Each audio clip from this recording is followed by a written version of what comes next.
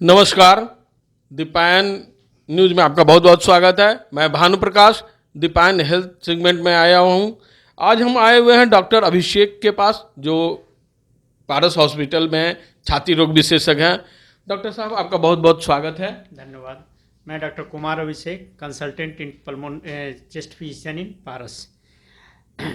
Sir, ये बताएंगे छाती रोग में क्या क्या बीमारियां होती हैं, इसकी लोग पहचान क्या है? हमारी आम जनता है सबसे पहले जानती है कि छाती रोग के बारे में, जैसे आम भाषा में बोलते हैं एलर्जी की बीमारी, जिसको मौसम चेंज होने से दम फूलना, खांसी होना और छाती भारीपन लेना, जिसको हम लोग अपनी मेडिकल साइंस में इसको ब्रोंकियल एजमा कहते हैं। ये बहुत ही महत्वपूर्ण और बहुत ही पुरानी बीमारी है, जिससे बहुत युवाओं लोग और बहुत ही आज प्रदूषण के युग में बहुत युवा लोग इस रोग से बहुत ग्रसित हो रहे हैं। और दूसरे टाइप के है स्मोकिंग करने से जो होती है एक सीओपीडी की बीमारी, कॉरोनिक ऑब्स्ट्रक्टिव पल्मोनरी डिजीज है।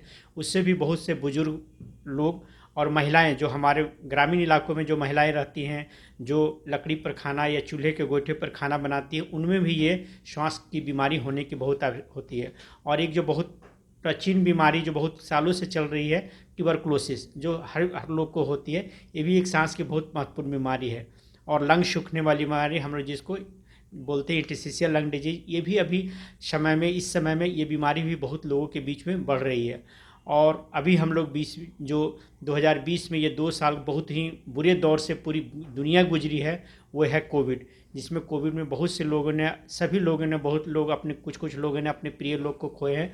जो कोविड में छाती में अगर निमोनिया होती है और ऑक्सीजन की कमी होती है, तो कोविड में भी एक लंग्स की एक बीमारी है जिसमें बहुत से लोगों की जान गई है। तो देखा आपने कि डॉक्टर साहब ने लंग्स के बीमारियों के बारे में बहुत सारी चीज़ बताई हैं। सर, वायु प्रदूषण बहुत ज़्यादा हो गया है, जिससे दमा रोग बहुत ज़्यादा हो रहा है। क्या कारण है सर?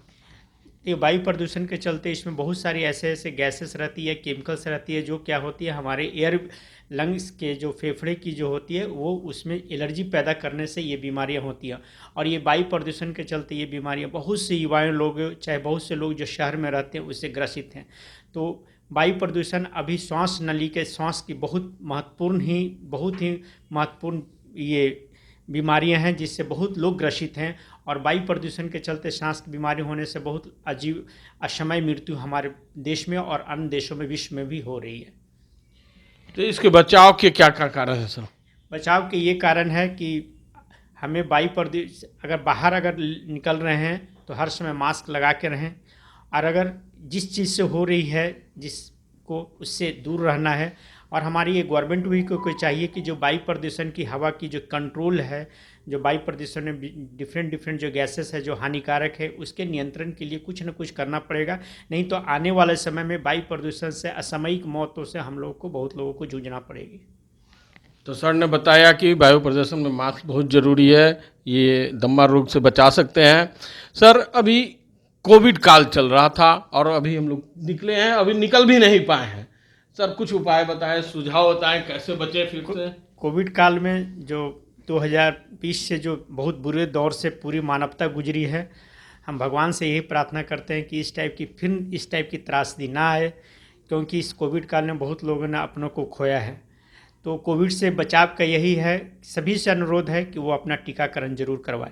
जो लोगों ने टीकाकरण करवाया है उनको कोविड हुई है, तो उनमें भी मौत की संख्या बहुत कम है। तो इसीलिए बहुत लोगों में अभी भी भ्रम है कि कोविड की टीका ना लगाएं, कोविड की टीका लगाने से उनमें कोविड होने की होती है, लेकिन ऐसा नहीं है। जिन लोगों ने कोविड की पूरी टीका लगाया है, उनमें कोविड की अगर होती भी है तो मृत्यु दर बहुत ही कम है। ऑलवेज अगर बाहर निकल रहे हैं भीड़ भाड़ इलाका में, मास्क लगा के रखें, समान 2 गज की दूरी बनाए रखें। और अगर कोई लोग आसपास के लोग में अगर खांसी कर रहा है, जिन्हें नाक से पानी आ रहा है, खांसी हो रही है, भीड़ भाड़, उन लोगों से दूर रहें और उन्हें भी बोलें कि वो मास्क लगा के रखें। और अगर आपको खांसी हो रही है, सर्दी हो रही है, नाक से जुकाम आ रही है, दम फूल रही है, तुरंत डॉक्टर के पास, निकटतम डॉक्टर के पास संपर्क करें। सर ने बहुत अच्छा चीज़ बताया कि खांसी हो रही है, जुकाम हो रहा है तो डॉक्टर के पास संपर्क करें। सर, जनरली ये अभी के लोगों में अवधारणा हो गई है कि खांसी हुआ तो कोविड ही हो गया।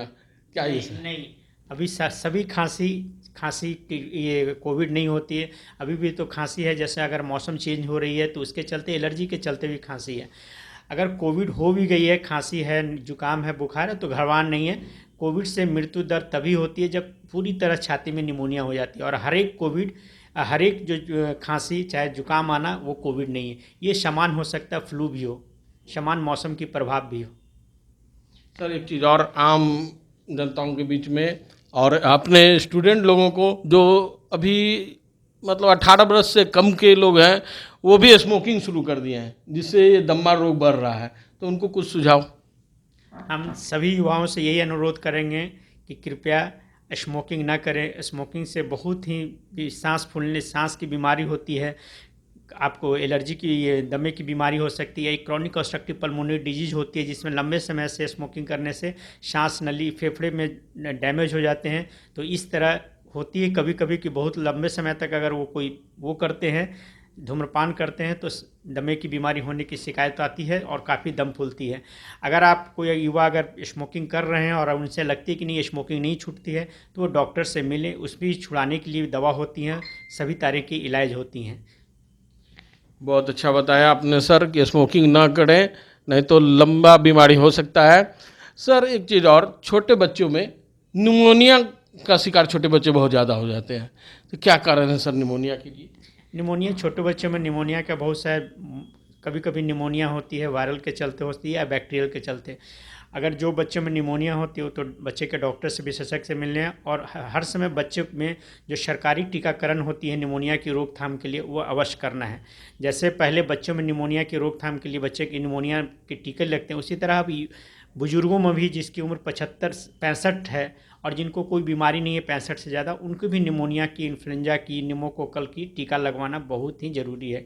या कोई व्यक्ति 65 से कम उम्र के, उनको कोई बीमारी है, जैसे ये डायबिटीज़ के शिकार है, किडनी की रोग है, हृदय का रोग है, फेफड़े की बीमारी है, तो उनमें भी निमोकोकल और इन्फ्लुएंजा का टीका अवश्य लगाना चाहिए, क्योंकि इन टीकाओं को लगाने से निमोनिया की जो संक्रमण का दर कम हो जाती है। ठीक है। तो ये इसका कोई उम्र लिमिट है क्या सर? हाँ, अगर जिनकी उम्र 65 से ज़्यादा और कोई बीमारी नहीं हो तो उनके निमोनिया और इन्फ्लुएंजा का टीका लगाना है, और जिनकी उम्र 65 से कम है और कोई भी गंभीर बीमारियाँ हैं, जैसे शुगर है, हार्ट की बीमारी है, फेफड़े की बीमारी है, तो इन लोगों को भी निमोनिया और इन्फ्लुएंजा का टीका लगाना चाहिए। निमोनिया की टीका एक बार लगती है और इन्फ्लुएंजा की टीका हर साल एक बार लगाना है, ईयरली। इनसे क्या होती है, इनसे निमोनिया होने की जो एज़मा के पेशेंट हैं उनको जो हॉस्पिटलाइजेशन की कभी कभी दर है वो कम हो जाती है।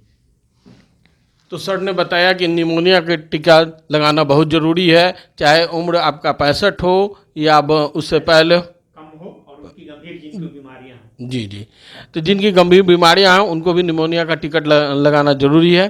सर जाते जाते कुछ सुझाव आम जनताओं के बीच।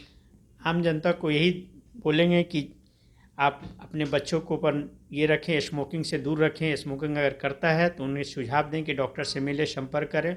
और बहुत से लोग जो एलर्जी से, एज़मा के जो पेशेंट रहते हैं वो इन्हेलर नहीं लेना चाहते।